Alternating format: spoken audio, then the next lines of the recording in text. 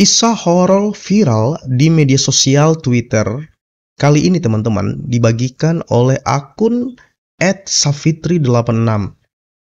Dalam unggahannya itu, Sarah menceritakan jika cerita tersebut merupakan kisah nyata yang dialaminya sendiri. Sarah, teman-teman, adalah seorang wanita yang saat itu tinggal di kota kecil Jawa Barat. Ia harus pindah ke kota kembang itu untuk menuntut ilmu di salah satu universitas ternama di sana. Saat pindah ke Bandung, Sarah pergi bersama ayahnya.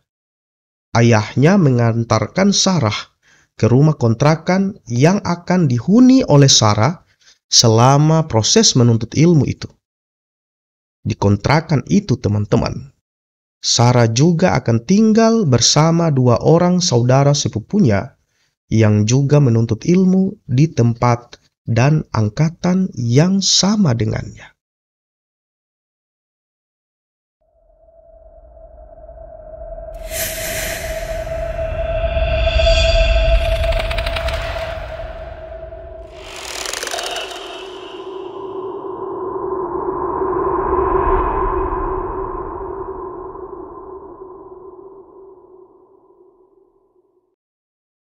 Assalamualaikum warahmatullahi wabarakatuh. Selamat bertemu kembali dan selamat datang teman-teman di Kakak Jo Channel.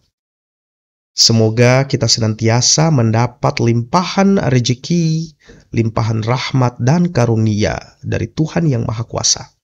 Serta buat kita semua yang sedang menjalankan ibadah puasa, diterima semua amal kebaikan kita pada bulan puasa ini teman-teman.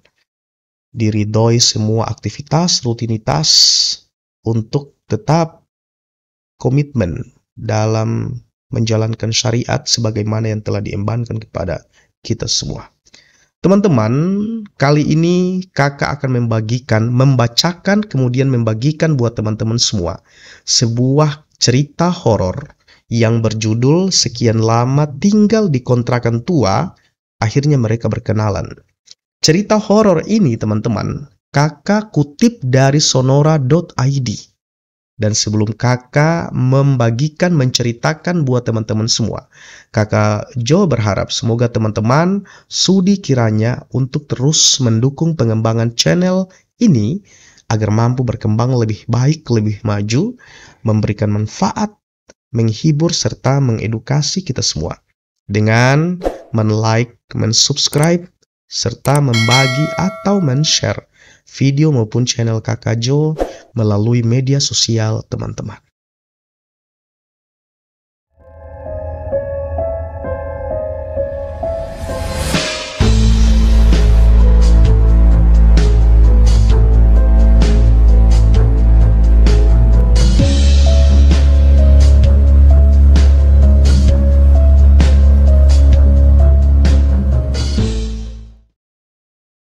Saudara tertua bernama Jani dan saudara yang lebih tua dari Sarah bernama Ava. Teman-teman, Sarah merupakan yang paling kecil dari mereka bertiga. Maklum, baru saja ia lulus SMA pada tahun yang sama. Selama 2,5 jam di perjalanan, akhirnya ia tiba di kota Bandung. Ini adalah pertama kali Sarah tinggal jauh dari kedua orang tuanya. Perasaan campur aduk tentu dirasakan oleh Sarah yang saat itu merupakan momentum berpisah dengan orang tuanya. Setelah mobil terparkir, teman-teman, Sarah bergegas turun dan mengambil barang-barang bawaannya. Sembari mengangkat bawaan, Sarah dan ayahnya langsung menyusuri sebuah gang kecil. Berjalan sedikit jauh ke dalam dan sampailah mereka di depan kontrakan tua itu. Assalamualaikum. Mereka mengucap salam sembari memasuki rumah yang pintunya memang terbuka. Waalaikumsalam, Mang, sahut Jani dan Teh Ava. Udah sampai, "Silahkan, begini adanya, Sarah," ucap Teh Ava kepada Sarah. Saat itu teman-teman, Sarah kemudian tersenyum dan mengangguk dan melihat sekelilingnya. Rumah tersebut merupakan rumah tua dengan 2 lantai dan sedikit tidak terawat. Saat itu teman-teman, Sarah memaklumi hal tersebut, apalagi budget yang ia miliki untuk menyewa rumah kontrakan sangatlah terbatas. Tangga menuju lantai 2 adalah tangga kayu dengan pegangan kayu. Terlihat asal-asalan dibuatnya. Sarah mendekati tangga dan melihat ke atas. Di ujung tangga tersebut adalah tembok. Sebelah kiri ada pintu kecil menuju keluar ke tempat jemuran dan talang air. Dan di sebelah kanan teman-teman, terdapat ruangan tanpa pintu yang hanya bisa dimasuki dengan cara sedikit membungkuk.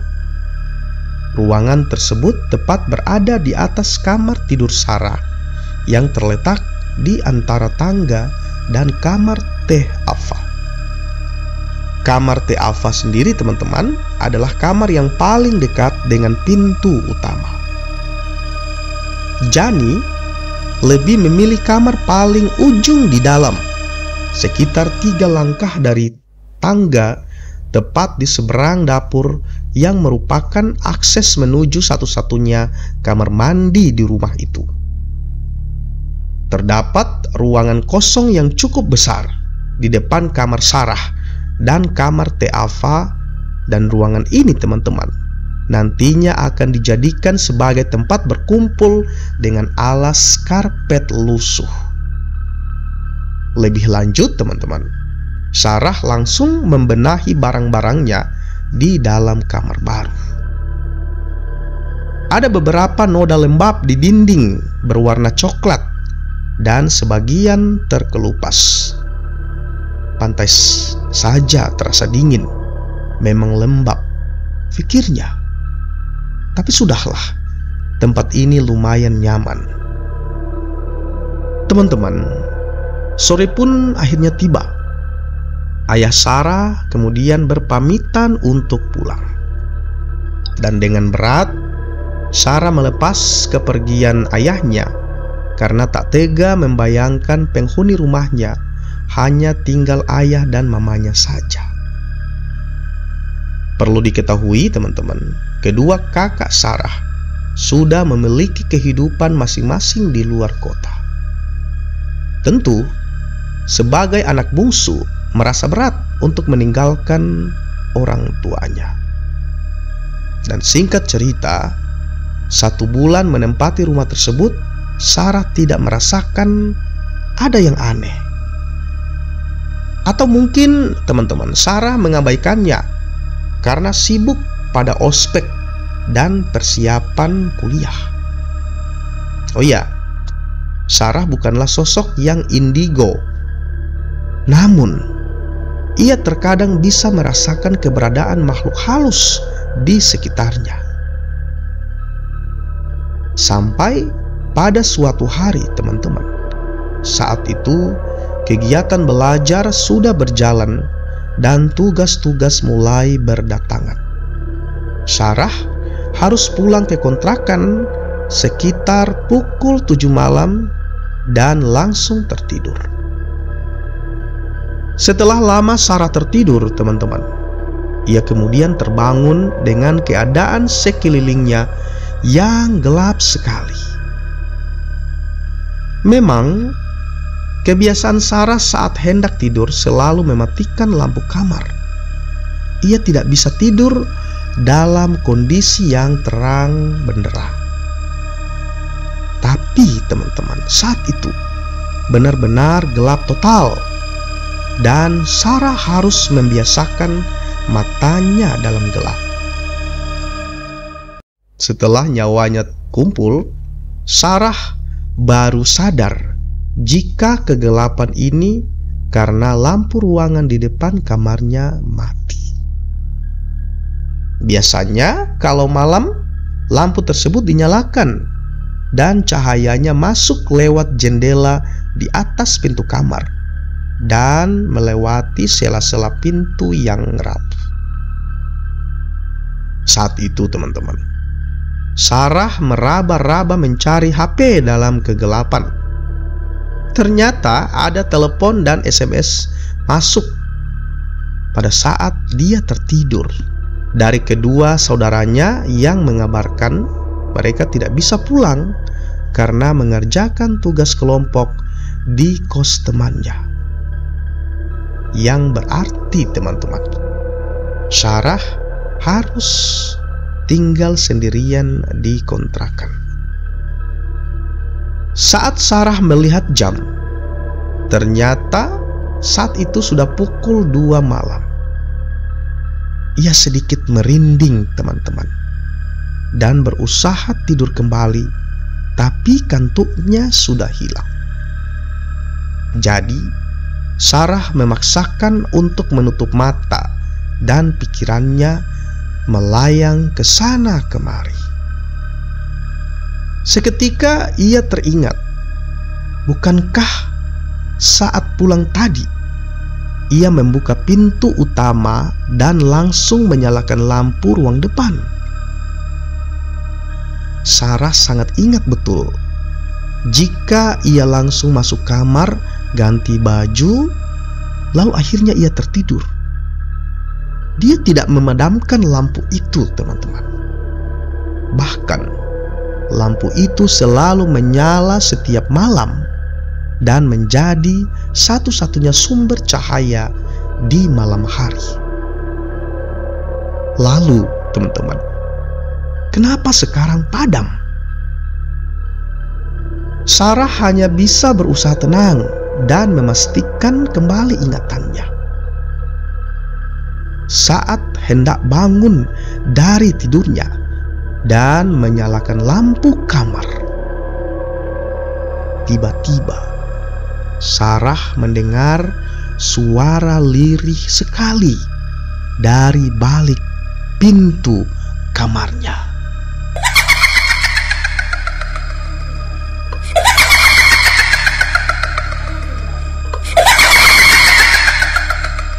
Dek.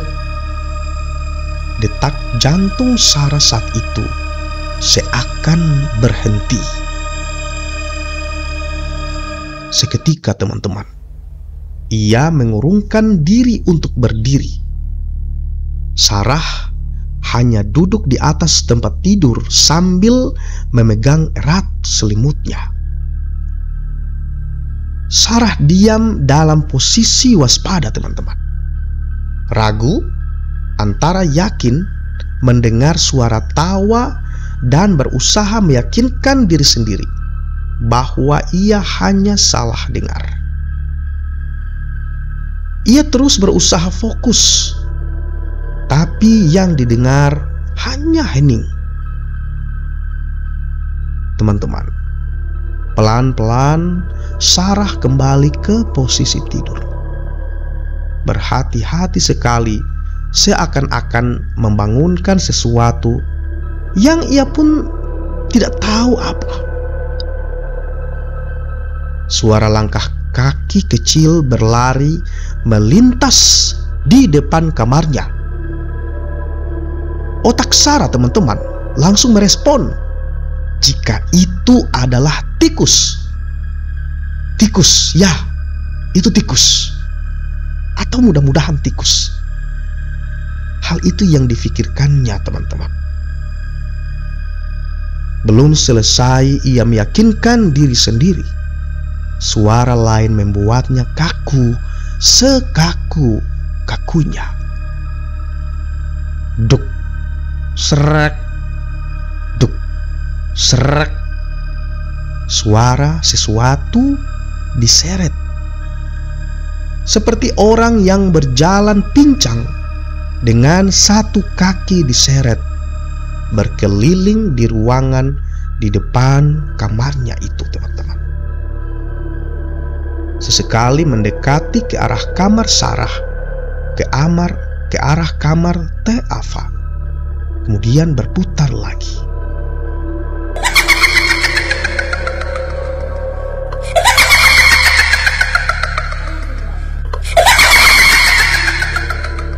suara tertawa lirih itu muncul lagi, teman-teman. Kali ini Sarah yakin jika ia tidak salah dengar. Dengan ketakutan, Sarah kemudian menutup seluruh tubuhnya dengan selimut sembari memejamkan matanya rapat-rapat. Keringat membasahi seluruh badannya, teman-teman, yang berakibat basah seluruh bajunya. Saat itu, Sarah berusaha membaca ayat apapun yang diingatnya, tapi tidak satupun lancar diucapkannya, teman-teman. Terbesit dalam pikirannya untuk bangun dan menyalakan lampu kamar. Pikirnya kalau terang ia akan lebih tenang. Tapi di sisi lain, teman-teman, Sarah merasa takut jika dengan menyalakan lampu ia malah akan melihat sosok-sosok yang sedang mengganggunya itu. Entah berapa lama Sarah diam dalam posisi yang sama, teman-teman, tidak bergerak, dan suara-suara itu tidak kunjung pergi. Ia tidak berani membuka selimut, takut justru mereka akan muncul di depan mukanya atau di hadapannya. Padahal, teman-teman, kondisinya saat itu sudah basah kuyup oleh keringatnya sendiri. Mungkin karena tubuh Sarah lelah setelah tegang dalam waktu lama. Akhirnya, teman-teman, ia pun kemudian tertidur dengan sendirinya. Sarah kemudian terbangun saat azan subuh berkumandang. Suara-suara aneh itu sudah hilang.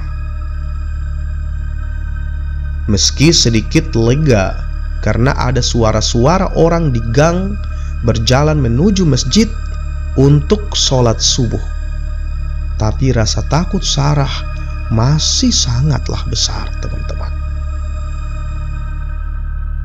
Ya, itu adalah momen pertama Sarah berkenalan dengan penghuni kontrakan baru itu. Walau tidak bertatap muka langsung, tapi perkenalan itu membekas hingga sekarang. Ia tidak akan menceritakan kejadian tersebut kepada kedua orang tuanya. Bukan apa-apa, teman-teman. Sarah sendiri takut menceritakan ulang saat dirinya masih tinggal di rumah kontrakan itu. Dan mereka mengontrak selama 1 tahun, yang artinya Sarah harus bertahan selama 11 bulan ke depan. Nah, teman-teman, setelah kejadian itu, ia hanya merasakan beberapa gangguan-gangguan kecil menimpanya, seperti barang berpindah tempat sendiri, selimut ditarik saat tidur, atau melihat sekelebat bayangan yang melintas. Dan singkat cerita, teman-teman, bulan Ramadan telah datang. Gangguan kecil itu mulai berkurang, meski tidak 100% hilang.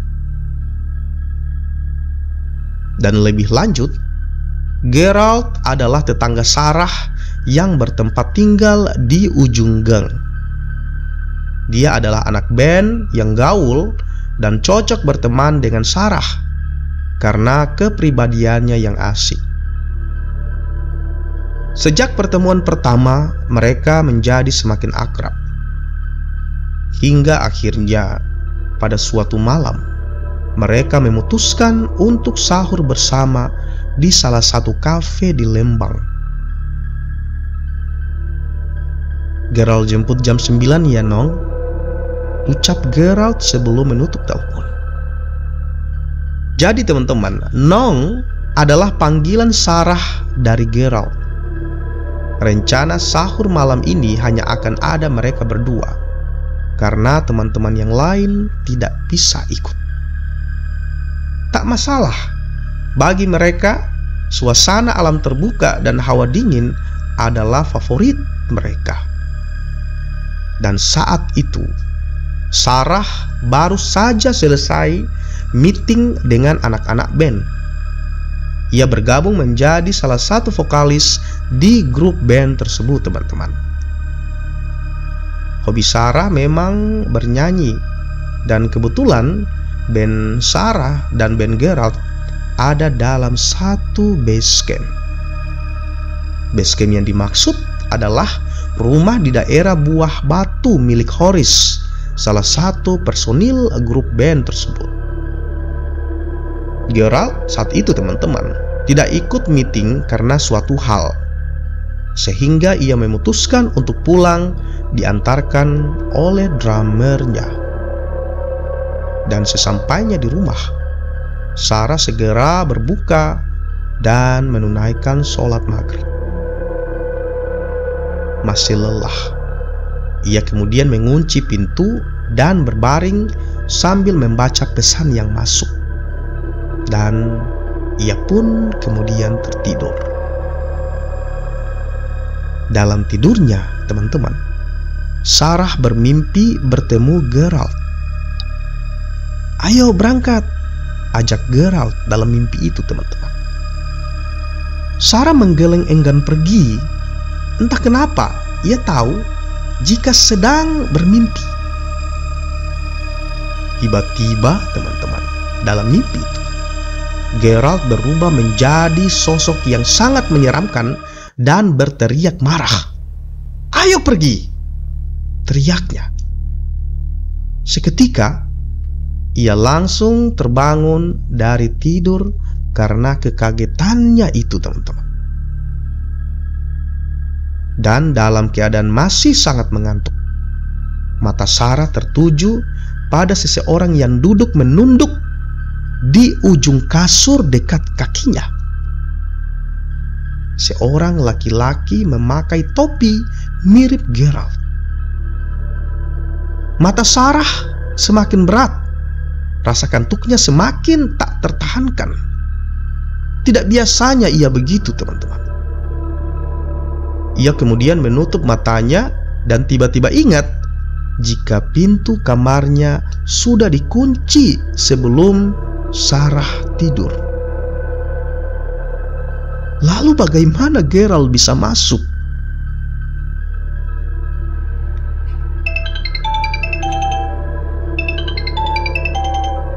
Suara ringtone HP Sony Ericsson tanda telepon masuk berbunyi. "Halo, Nong, Gerald bentar lagi jemput. Udah siap kan?" cecar Gerald dengan bersemangat. "Ralph, lo tadi ke kamar gue?" tanya Sarah mengabaikan pertanyaan Gerald.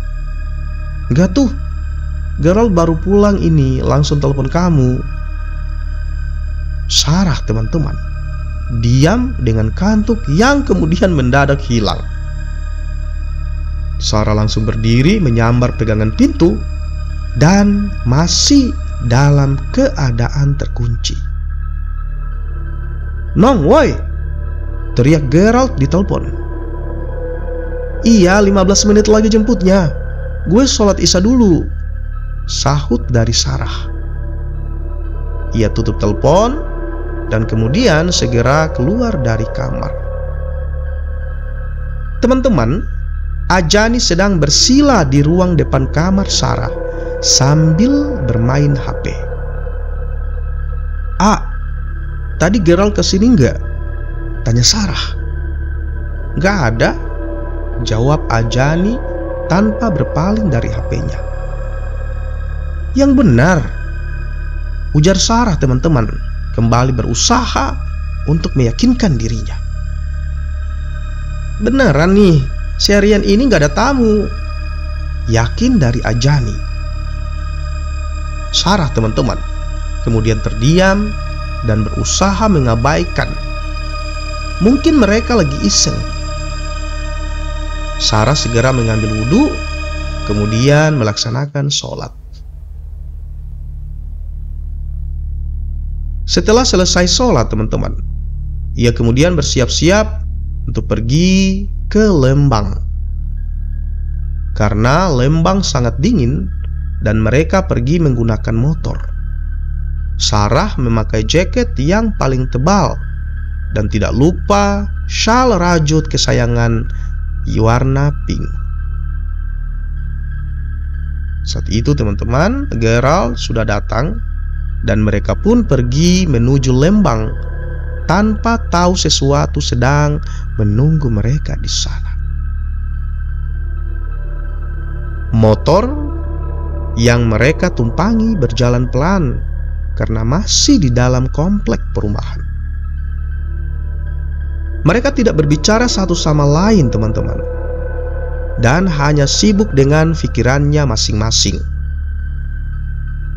Ketika mendekati sekolah SMA, Sarah melihat seorang kakek yang sedang berjalan pelan.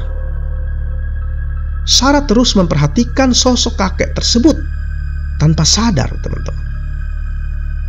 Kakek itu berada jauh dari sepeda motor mereka. Posisinya di sebelah kanan jalan dan berjalan membelakangi Sarah dan Gerald. Semakin lama semakin mendekat hingga di pertigaan SMA. Kakek itu, teman-teman, mengambil jalan ke kanan persis seperti yang akan mereka lakukan. Setelah kakek itu belok kanan, dalam hitungan 2 detik mereka pun mengambil jalan yang sama dengan si kakek. Tapi teman-teman, saat motor berbelok, tidak ada siapa-siapa di sana. Jalanan sepi, tidak ada satu orang pun pejalan kaki.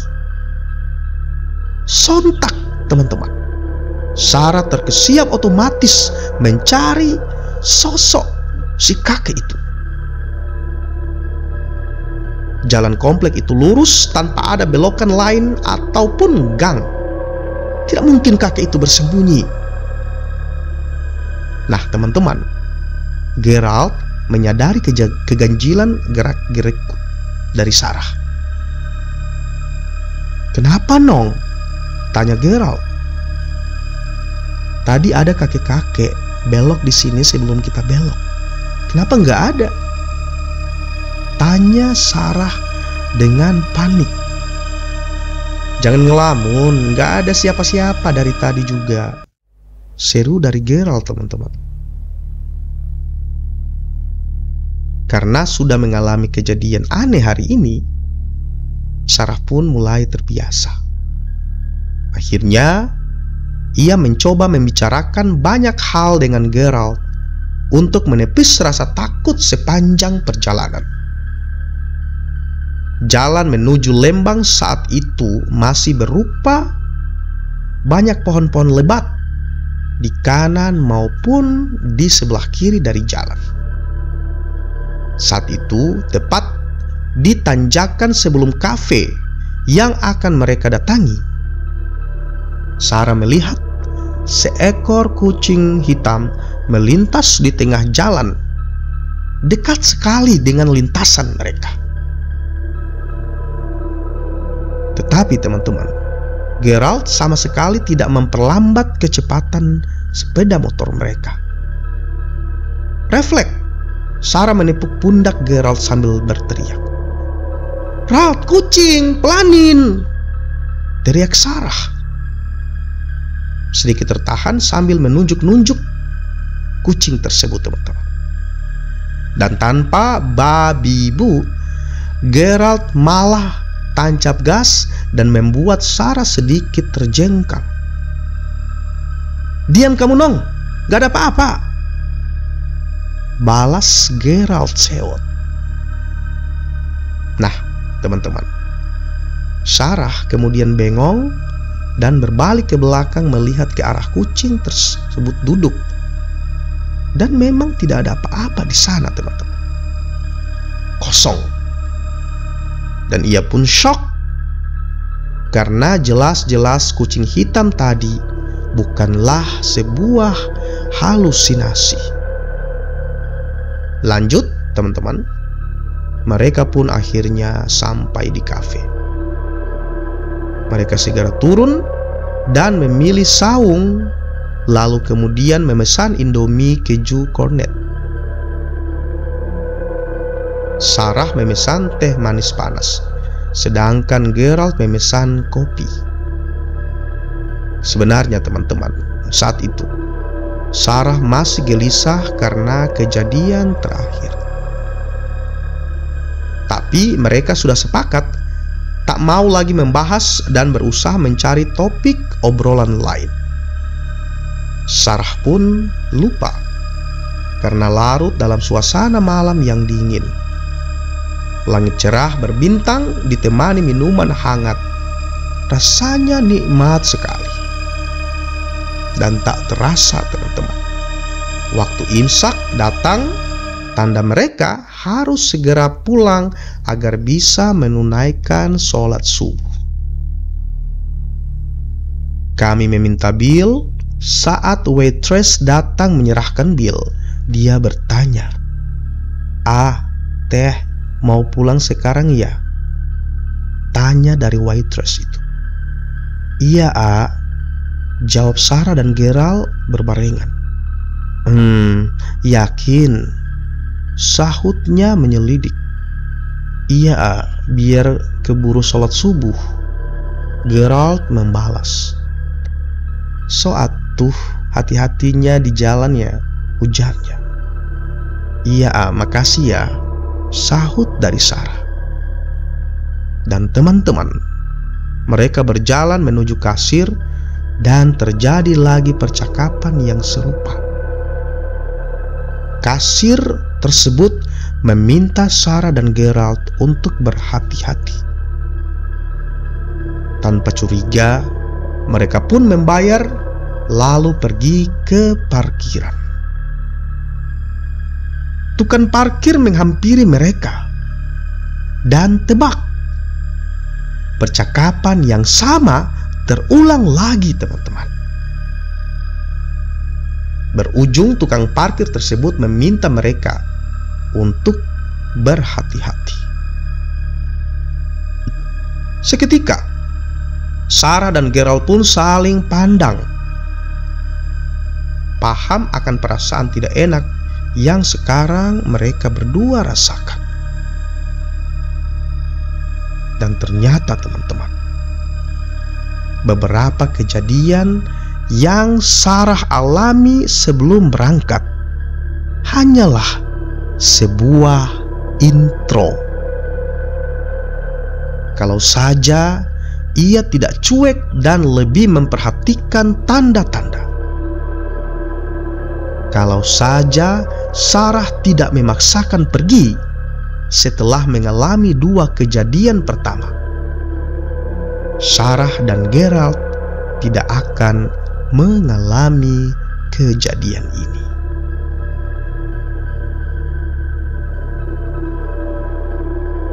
Demikian teman-teman, sebuah cerita horor yang berjudul Sekian Lama Tinggal di Kontrakan Tua. Akhirnya mereka berkenalan. Cerita ini sangat menarik dan Kakak Jo berharap masih ada part berikut ya, karena sangat penasaran bagaimana lanjutan dari kisah dari cerita horor ini. Mudah-mudahan si penulis dapat segera mengupload ya tulisannya dan bisa Kakak Jo bacakan kemudian bagi buat teman-teman. Sekali lagi teman-teman, cerita horor ini ditulis oleh Muhammad Alpan, kemudian dimuat di sonora.id pada tanggal 19 Juli tahun 2020. Semoga teman-teman suka dengan cerita horor ini. dan merasa terhibur, bermanfaat, menambah referensi bacaan ya atau tontonan yang bergenre horor, mistis, misteri dan sejenisnya teman-teman. Dan dengan itu pula teman-teman kemudian ikhlas dan sudi untuk membantu pengembangan channel Kakak Jo ini agar mampu berkembang lebih baik, lebih maju dengan terus men-like, men-subscribe dan men-share atau membagi video maupun channel Kakak Jo melalui media sosial teman-teman.